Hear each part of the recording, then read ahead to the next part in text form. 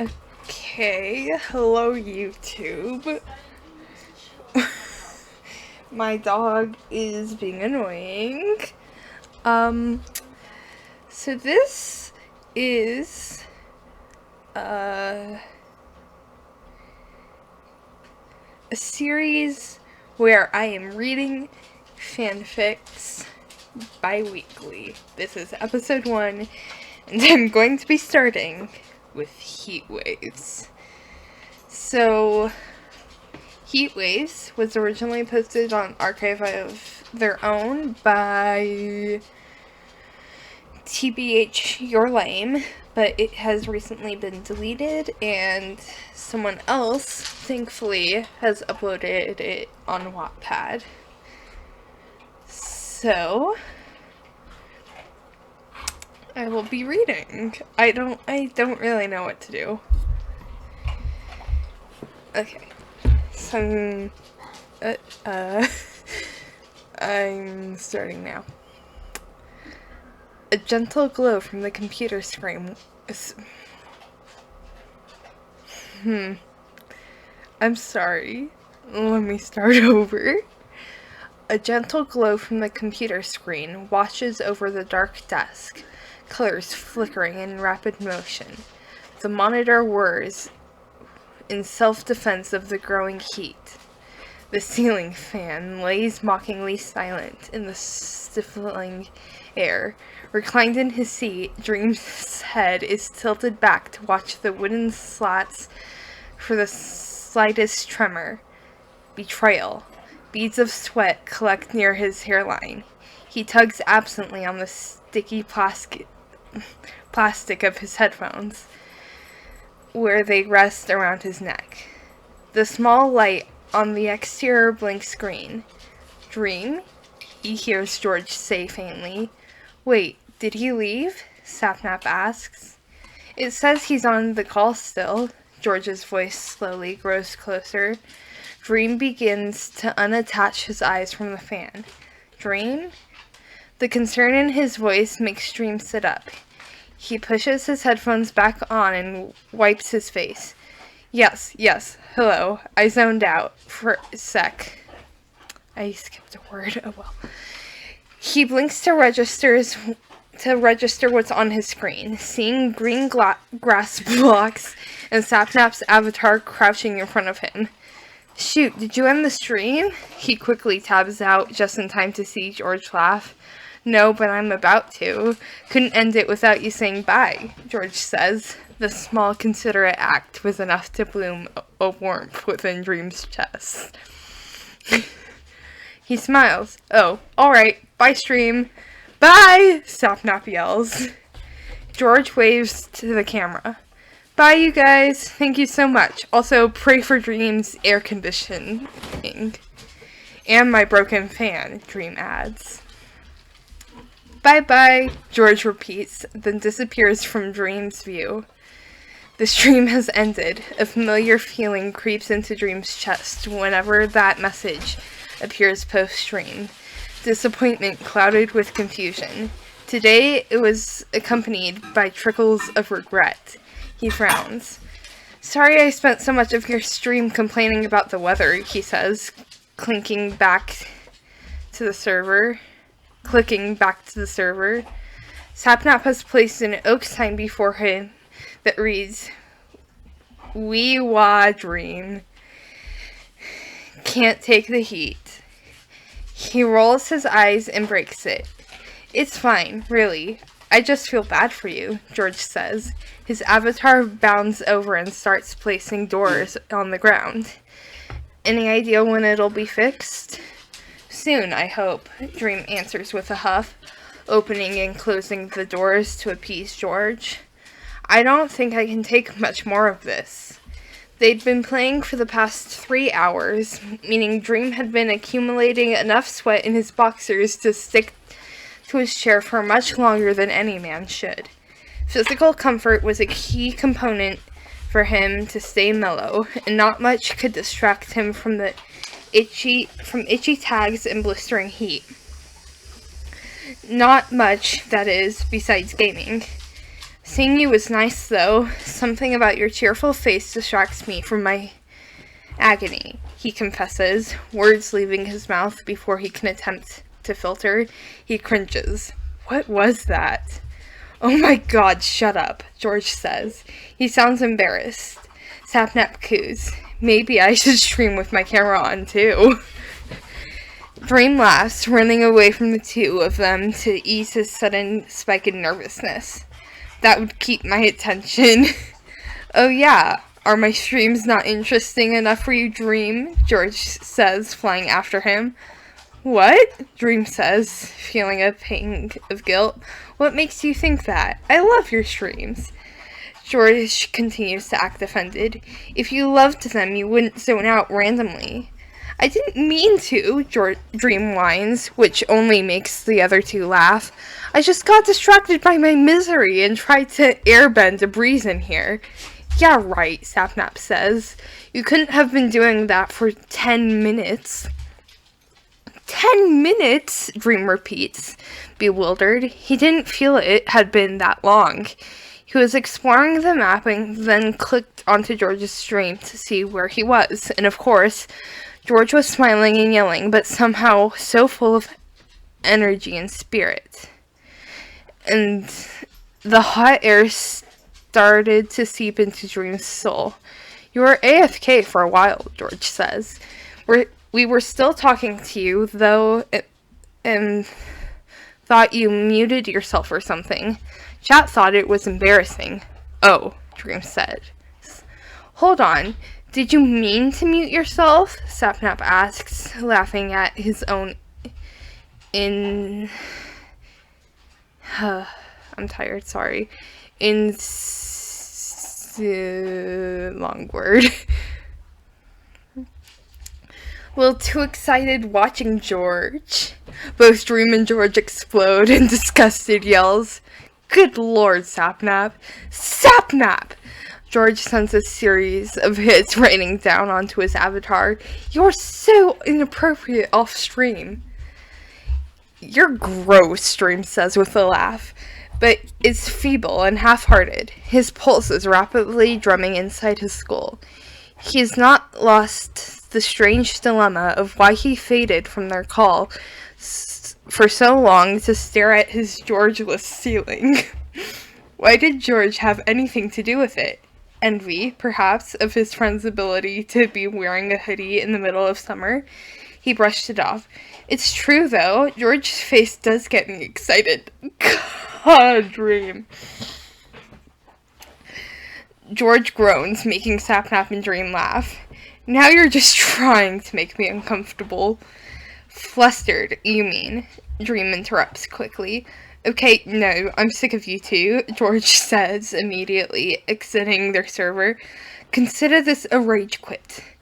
Dreamnotfounf has left the game. Dream sends a little sad face into the chat.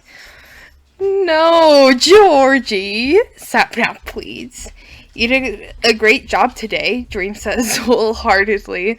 I'm going to re-watch what I missed of it later. George laughs.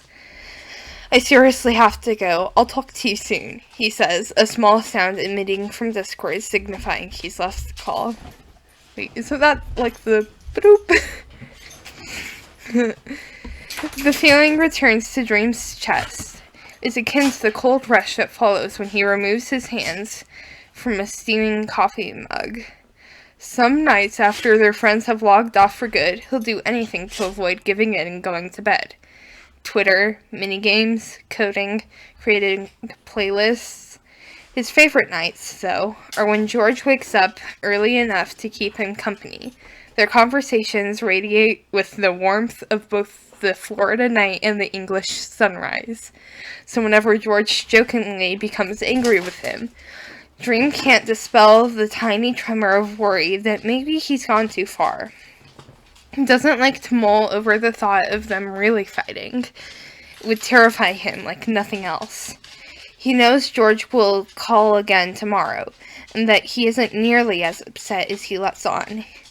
Yet, he still finds himself carefully watching the dot next to George's name switch from green to a pale gray. I think I'm gonna hop off too, Dream says to Sapnap. Alright, see ya. After disconnecting, he swivels around in his chair to face his bed. The dark comforter has been kicked off to the floor, sheets askew. The window above his bed is shut tight to keep out the humid air and insects, but he can see the soft orange streetlights in the distance. He sighs and wishes for rain. He remembers running barefoot on his neighborhood streets as a child when storms would roll in from the sea, splashing in gravelly puddles and letting the cool raindrops dampen his hair. That space was always euphoric. A brief tempest from the smoldering air. Green palm trees swaying in the wind, the hint of thunder and lightning. But it feels so far from him now, especially in this dreadful weather. He turns off his computer and begrudgingly gets in bed. He's nearly grown accustomed to the dark when his phone vibrates, the notification lighting up the room. He squints. A text from George. I feel like this is a good way for me to get back at you, it reads. Dream clicks on the link, opening his Spotify to a new Glass Animals song, Heatwaves. He responds, smiling. Very funny. He'd listened to that in the morning. As he sets his phone back down, Dream finds himself warmed by the gesture, even though it was an insult on his behalf. George was a thoughtful guy. Nothing wrong with appreciating that. Not that Dream found it unnerving that interacting with George had a direct correlation with his general contentment and moods. In fact, it wasn't worth the trials and tribulations of overthinking. Settled by his own logic, he allows his body to focus on sleep. He slips in and out of shadows, occasionally tossing and turning in irritation at the cotton sheets. The fabric clings to his dampened skin to the moment he sluggishly kicks it away. Something clatters to the floor, but Dream rolls onto his side. Eventually, the night cools enough for him to sink deeper and deeper until he turns his head from a soft, warm pillow to a cold pile of sand. Confused, he grasps at the foundation beneath him, only for the rocky grains to slip through his fingers. He sits up rapidly, glancing at the beach now surrounding him. Although the image is narrow, he can tell there is a murky purple lagoon lapping a few feet before him. The moon ripples across its ominous surface. The night is quiet, a taunting breeze brushing the back of his neck and bringing chills down his spine. He looks down at his hands, seeing his bright sleeves pushed halfway up his forearms, bright green. A sinking feeling begins to rot in his stomach. As the familiarity sets in, he's been here before. He shifts his head cautiously, realizing where the shadows at the edge of his vision are coming from, and raises a hand to gently graze the ceramic covering his face. He doesn't need a mirror to know what the mask looks like. He pulls up his hood, tensing as he anticipates the next subject he'll recognize. At any moment, behind his right shoulder, a voice will call from the edge of the trees that'll say, "Dream?" He freezes. That's not right. It wasn't supposed to be. George? He asks quietly, turning around with caution. George stands a few feet behind him, goggles perched atop his head, and an axe in his hand. He's looking around their location, dazed. The starry sky reflects itself on his lenses. He walks across the sand towards Dream slowly. Where are we? Dream considers crawling in on himself, but can't help fighting the comfort of honesty. My head, I guess. He knows from experience that this place values integrity more than anything, facing it head on, so to speak. He doesn't know why he'd let George in here. It isn't safe.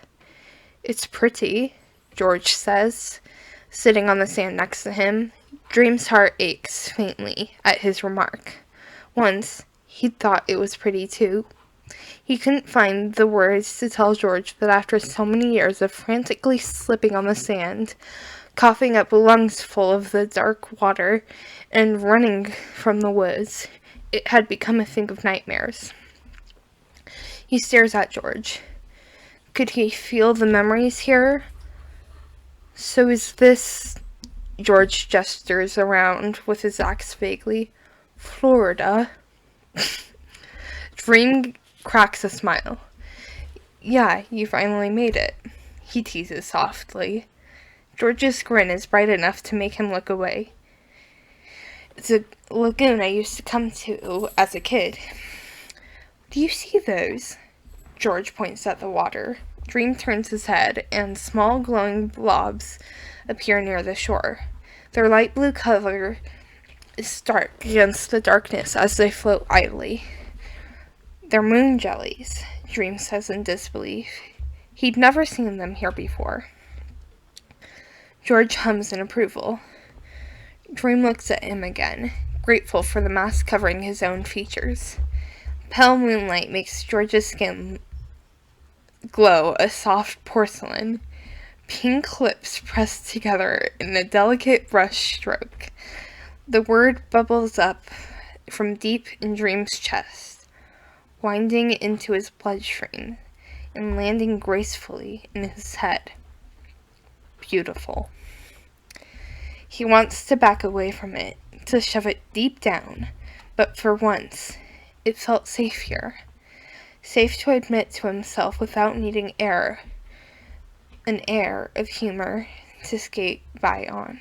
Here, it wasn't a joke. Why are we here? George asks in a murmur. In his large brown eyes, Dream can see the faded reflection of his sloppy black and white smile. I know why I'm here, Dream says, but I don't know why you are. A brief rustling of leaves and twigs behind them causes him to tense again. It's dangerous here, George. We should go. Why? Don't you want to stay in this memory? Dream ignores the comment and lightly wraps an arm around his shoulders to help him up. George doesn't try to stand. He looks at Dream with a confused frown. Nothing is going to hurt us when I'm here, he says. Dream feels his face grow hot. Knock it off, this is serious. George looks at him earnestly. I'm being serious. Now that his arm is draped protectively over George's small frame, Dream becomes extremely aware of how close they are. He can sense George's body heat, watch his chest rise and fall, see the goosebumps on his neck. Dream's heart begins to pound. For how long had he wanted to meet him, to hear his voice in person? The fear inside him slowly begins to ebb away into fondness. The moon jellies rapidly multiply until the lagoon is dappled blue and gleaming. George grins. I told you it's pretty. Because of you, Dream says warmly. Even though George rolls his eyes, he means it. They laugh lightly at each other, sparks blooming as the moment passes. George lets go of his axe and raises his hand to reach for the ceramic mask. Dream freezes as his eyes follow the motion. His hood falls when George runs his fingers gently through his hair. He can't remember the last time he let someone do this. It feels intimate. It feels terrifying. His eyes shut when George finds the metal clasp on the back of his head. He exhales, and when he feels the weight of the mask drop from his face, when he feels sorry. I'm very tired. The breeze is cold on his cheeks. He can smell the salt water nearby. He opens his eyes and sees twice as many stars as usual. How did you do that? I've never...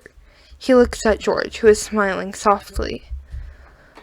I know honesty is important to you, George says coyly. His hands move to gently touch Dream's cheekbone. Dream reaches and delicately takes George's hand in his. He feels alive. He leans closer, studying George's eyes until he slips down further to his soft lips. His breath is trembling. And what if I kissed you right now? He murmured, heart racing. How honest would that be? George's eyes grow wide. Well, Dream, you... He stammers, giving Dream exactly what he needed. Give me a second. Their movements happen nearly all at once. The inclining of George's jaw, the slide of Dream's hand into his hair, the connection of their lips. The kiss is raw with emotion and gentle. Hot embers rise from Dream's chest to heat his face. George's lips surreal against his own as they override his senses. His hand rises to softly cup George's jaw. Dream pulls his face closer. Breath hot. Heat stuttering. His nervous energy quickly ebbs into a strong hearth of longing and want as he kisses George again and again and again. George emits a soft noise, and Dream melts. He can feel George's hands in his hair, then on his neck, then on his chest. Dream pulls away for a moment. His chest rises and falls rapidly as he looks at George's flushed cheeks and mouth kissed red. Because of him. A low feeling stirs in his stomach, the first flickering of a dangerously hot flame. All of it. All of George. Just for him. Dream parts his lips to say something. Anything. And promptly wakes up. Whew, that's the end of the chapter. Whew, chapter endnotes. Thank you so much for reading. Short chapter, but I wanted to put it out there. Criticism and other work suggestions / ideas, just saying hello is all welcome. Also, lol, I started writing this a few weeks ago and Dream just recently complained about his AC being broken. Such a weird coincidence. I'll try to upload quickly. Chapter 2 is ready, but I'm kinda convinced no one will see this. So, I think I will only be reading one chapter at a time. So that is the end of episode 1. Please comment if you're watching this on YouTube. Thank you to the one person who tuned in for like 3 seconds on Discord. If you want to listen to this live, it is live on Discord on the nights that I do it live. And yeah, thank you for watching, and bye, I guess.